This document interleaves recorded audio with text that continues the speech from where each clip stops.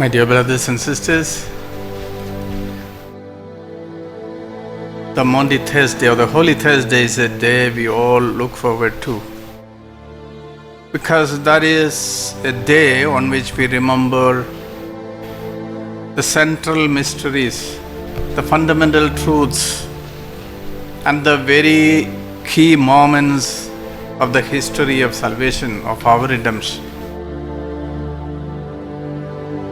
It's called Passover. And in today's readings, every reading had this word.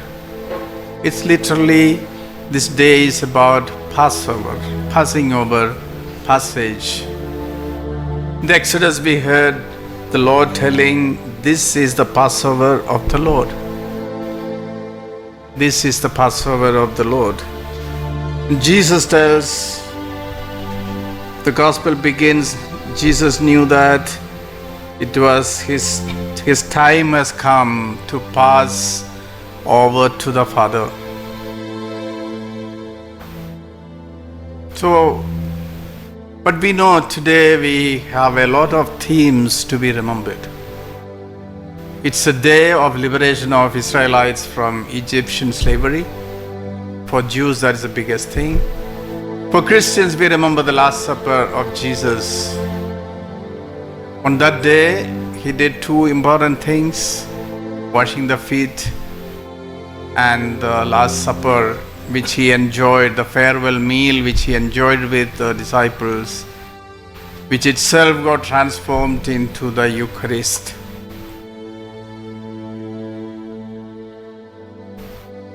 It's also the day of priesthood, because it's with the death of Jesus and with the institution of the Eucharist that the Catholic priesthood came into existence. Out of all these themes, perhaps I would just focus on Passover alone,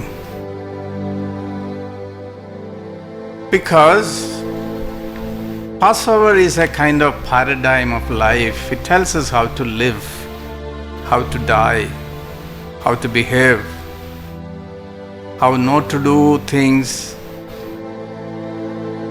The Israelites were instructed, this is how you should eat it. With your loins girt, sandals on your feet, and like those who are in flight.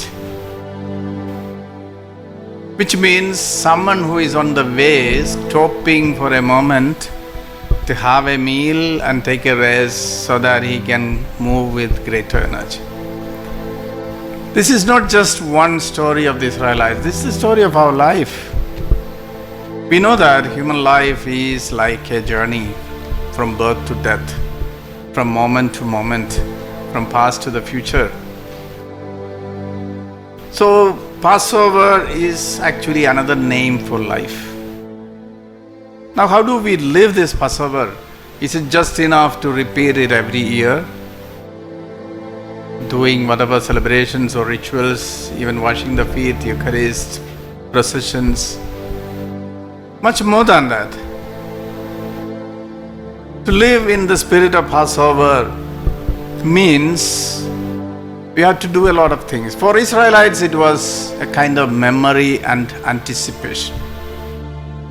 They were told to celebrate the Passover every year, to remember what God has done for them in Egypt, saving them from slavery, bringing them to the promised land. For Jesus, Passover meant the same. Moving from his earthly ministry, the mission accomplished, and then he is moving into next phase of his life.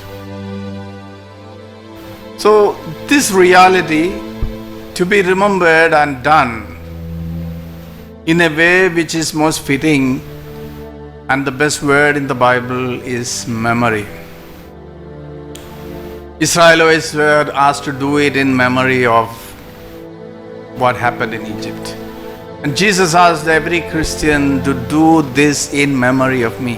After he gave his body and blood, do this in memory of me. After washing the feet, he again said, do this, remembering me. So memory is an essential element. So if our life is so fleeting, it's like a journey. We don't stick to any place. We are always on the move. What gives us sense? It's the memory.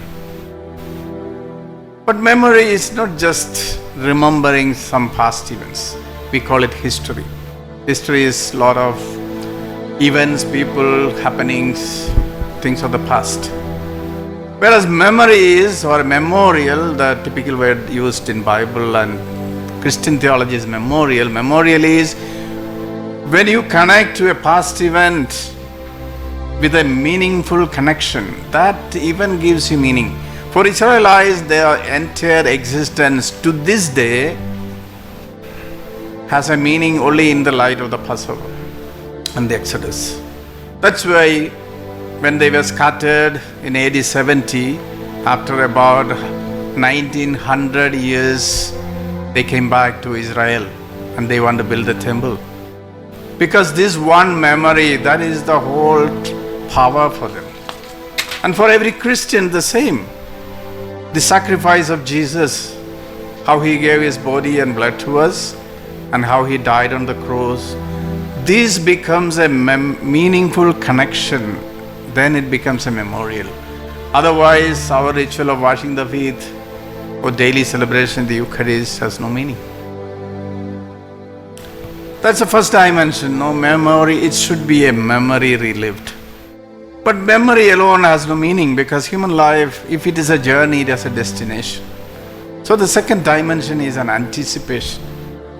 When Israelites left Egypt, they were asked to go to the promised land. So they were anticipating that. Something better, something more marvelous, something more meaningful.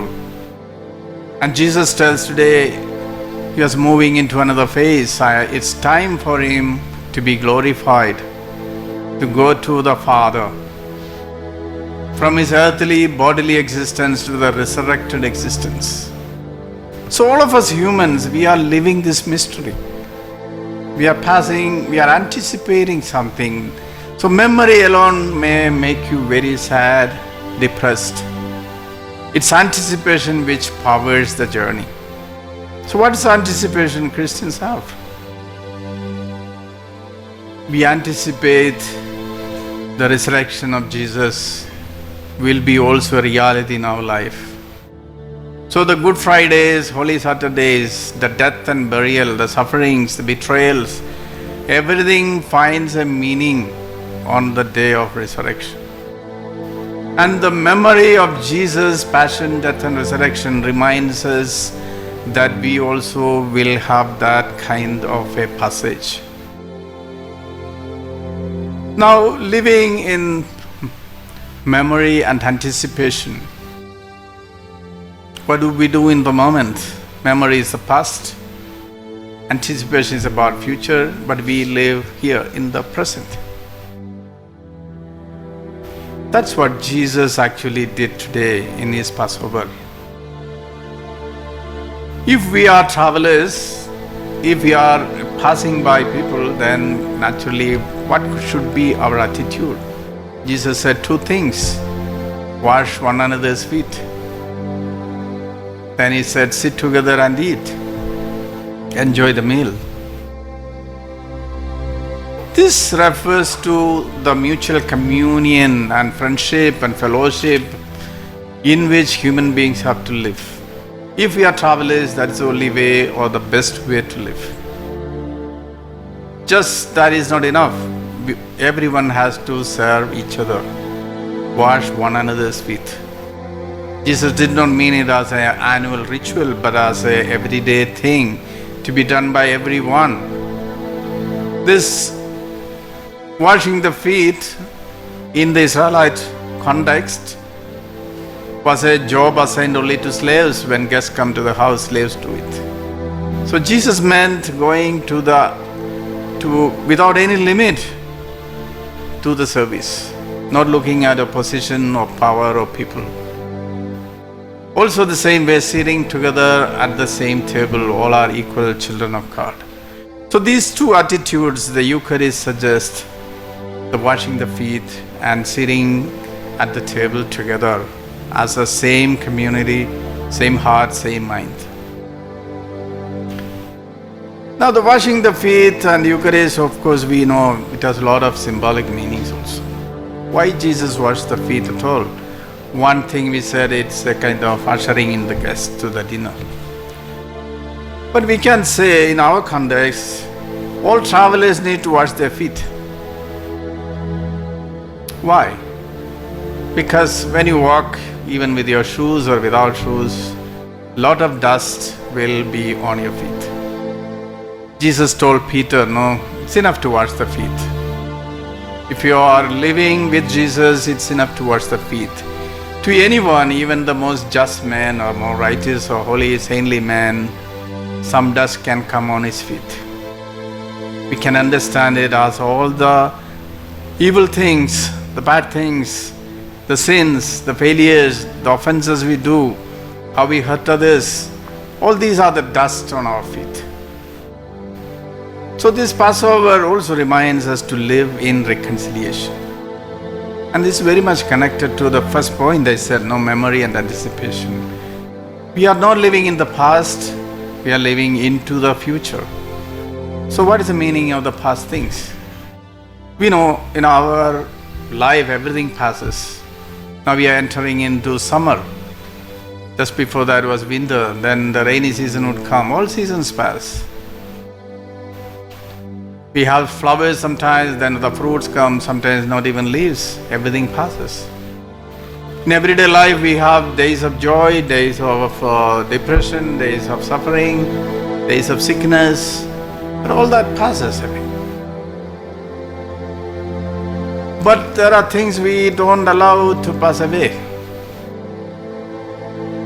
Although we cannot hold on to anything except the pain and memory, the quarrels, the hatred, the memories of hurt.